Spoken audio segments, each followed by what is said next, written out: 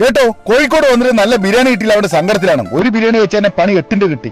എന്തായാലും കമന്റ്സിൽ നോക്കുന്ന സമയത്ത് എല്ലാവരും പറഞ്ഞ കുറ്റിച്ചറ ബിരിയാണി ആക്കി, കുറ്റിച്ചറ ആയിക്കോട്ടെ പറഞ്ഞ കുറ്റിച്ചറ ബിരിയാണി സെന്ററിൽ കണ്ട് പോയി നോക്കുന്ന നെസ്റ്റോളജി ഫീൽ, അടിപൊളി ആംബിയൻസ്. അങ്ങനെ അവിടെ നിന്ന് അതിന്റെ മേലക്കൊന്ന് കയറി നോക്കിയിട്ട് നേരെ കിച്ചൺ അവിടെ നമ്മുടെ കിച്ചണിൽ കണ്ട് പോയി.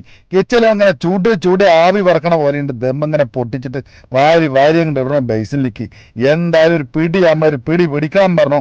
എന്തൊക്കെയാ ബിരിയാണിന്റെ പറഞ്ഞു, മട്ടൻ, ചിക്കൻ, ബീഫ്, ഫിഷും ഉണ്ടെന്ന് പറഞ്ഞു. ആയിക്കോട്ടെ, ഒരു 4 ബിരിയാണി ഹാഫ് അങ്ങോട്ട് അടിക്കും പറഞ്ഞു. എല്ലാം ടേസ്റ്റ് നോക്കലേ നമുക്ക്. അതിലൂടെ തന്നെ ഗുണ്ടൂർ ബീഫും അങ്ങനെ ഫിഷ് നമ്മൾ കുറച്ചെടുത്ത് നമ്മുടെ പ്ലേറ്റിൽ കണ്ട് തട്ടി അടിപൊളി ഗംഭീര മസാലയും കാര്യങ്ങളൊക്കെ ഉണ്ട് കേട്ടോ.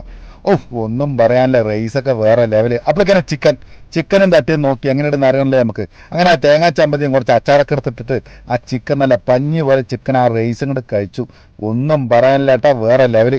അതുപോലെ തന്നെ പ്രത്യേകിച്ച് പറയാം ഈ ഗുണ്ടൂര് ബീഫ്, അതും പഞ്ഞി പോലെ. അത് കഴിയുമ്പോഴേക്കാണ് നമ്മൾ ഈ മട്ടൻ എങ്ങനെയുണ്ട് നോട്ടെ പറയാം. മട്ടനിൽ അത്യാവശ്യം നല്ല മസാലയുണ്ട്, മട്ടൻ്റെ പീസ് അത്യാവശ്യം കുഴപ്പമില്ല കേട്ടോ. അതൊക്കെ ഹാഫാണ് കേട്ടോ.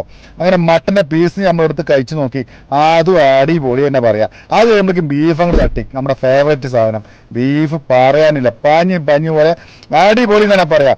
എന്തായാലും നല്ല ബിരിയാണി എന്ന വേട്ടന് കൈ കൊടുക്കട്ടെ, കൈയൊക്കെ കൊടുത്തു. നമ്മുടെ സപ്ലയർ ആണെങ്കിൽ അടിപൊളി സപ്ലയർ, എന്തെങ്കിലും ചെക്കനെ കണ്ടാൽ തീർച്ച പെരുമാറ്റം.